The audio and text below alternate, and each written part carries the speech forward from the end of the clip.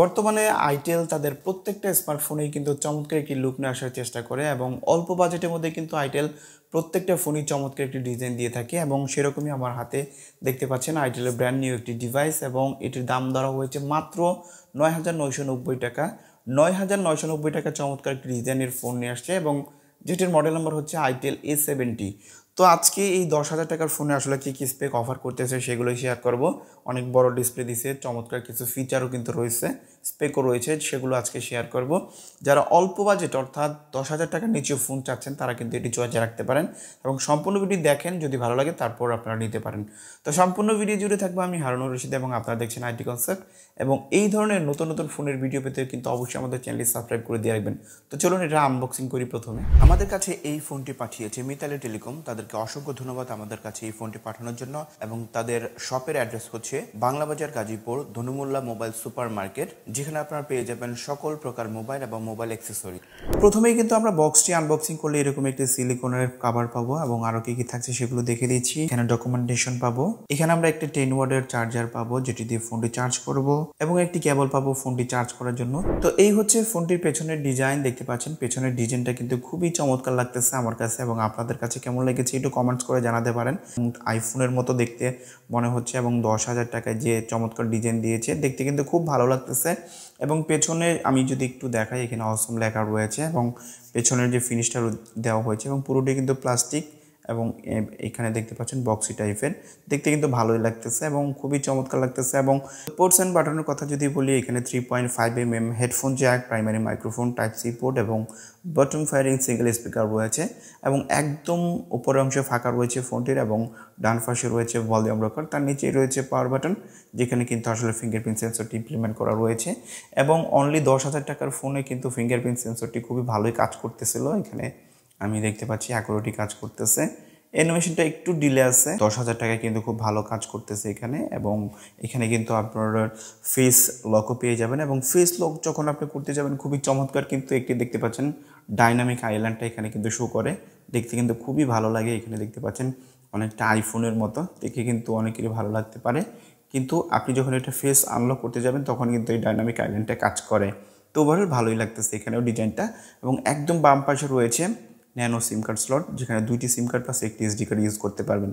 তো এই ছিল মোটামুটি পেছনের ডিজাইন। তো ডিসপ্লে হিসেবে ফোনটিতে রয়েছে বিশাল বড় একটা ডিসপ্লে রয়েছে, 6.6 ইঞ্চের একটি কিন্তু এইচডি প্লাস ডিসপ্লে রয়েছে এবং যেটা টাচ রেসপন্স কিন্তু খারাপ না। এবং চিন এবং বেজেলের কথা যদি বলি, এই বাজেটে আমি বলবো যে ঠিকঠাকই রয়েছে। আসলে যে বাজেট, এই বাজেটে আমি বলবো চিন বেজেল ঠিকই রয়েছে এবং একদম ডিসপ্লে সেন্টার রয়েছে, ইউশেড একটি নচ রয়েছে যেখানে 8 মেগাপিক্সেলের একটি ক্যামেরা রয়েছে এবং তো ডিসপ্লেটা আমার কাছে ভালোই লেগেছে। টাচ রেসপন্স কিন্তু খারাপ না এবং এখানে টাচ জনিত ইস্যু কিন্তু আমি পাই নাই।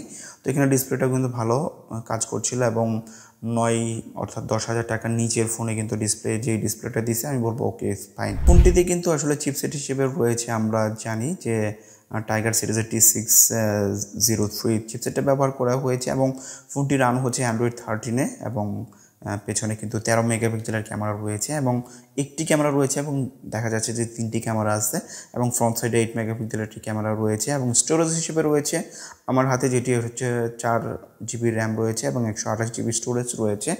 আরও 3টা ভেরিয়েন্টে পাবেন, বাট এটা আপনার 4 128 এবং আরও 4GB পর্যন্ত কিন্তু এক্সপেন্ড করতে পারবেন মেমোরি, অর্থাৎ 8GB পর্যন্ত ব্যবহার করা যায় বলতেছে। তো আমি বলবো যে যেই চিপসেট এটার সাথে ইউআইটা একদম যে আহামরি খুব ভালো ওইরকমও না, বাট চালিয়ে নেওয়ার মতো। সোশ্যাল মিডিয়া এটার ইউজ কিন্তু খুব ভালোভাবে করতে পারবেন এটা দিয়ে। তো ব্যাটারি হিসেবে রয়েছে 5000 মিলিঅ্যাম্পের ব্যাটারি রয়েছে এবং সেটাকে চার্জ করার জন্য 10 ওয়াটের একটি ফাস্ট চার্জার রয়েছে। তো এখানে আমি বলবো যে চার্জ করার জন্য যদি আরেকটু 15 ওয়াটের চার্জার দিতে হতো সেক্ষেত্রে কিন্তু চার্জটা একটু খুব দ্রুত হতো, বাট এখানে একটু স্লো চার্জ হবে এবং একবার চার্জ করলে কিন্তু অনায়াসে 1 থেকে 1.5 দিন খুব ভালোভাবে ইউজ করতে পারবেন। এবং এই যেহেতু একটি এন্ট্রি লেভেলের চিপসেট, সেটা দিয়ে কিন্তু আপনি নর্মাল যে গেমসগুলো রয়েছে সেগুলো খেলতে পারবেন। একদম হাই লেভেলের গেমস কিন্তু অ্যাকসেপ্ট করার মতো না।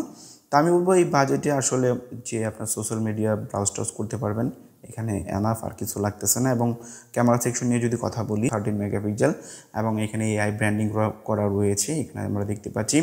এবং পেছনের ক্যামেরার স্যাম্পলটা যদি আপনাদেরকে দেখাই, এখানে দেখতে পাচ্ছেন এখানে খুব দ্রুত কিন্তু এখানে শাটার স্পিডটা কিন্তু খুব ভালো কাজ করতেছে, খুব দ্রুতই এখানে আমি দেখতে পাচ্ছি। এবং ফিচারগুলো যদি বলি আপনাদেরকে, এখানে দেখতে পাচ্ছেন ভিডিও রয়েছে এবং ফটো পোর্ট্রেটে ছবি তুলতে পারবেন, লো লাইটে ছবি তুলতে পারবেন, প্রো মোডে ছবি তুলতে পারবেন।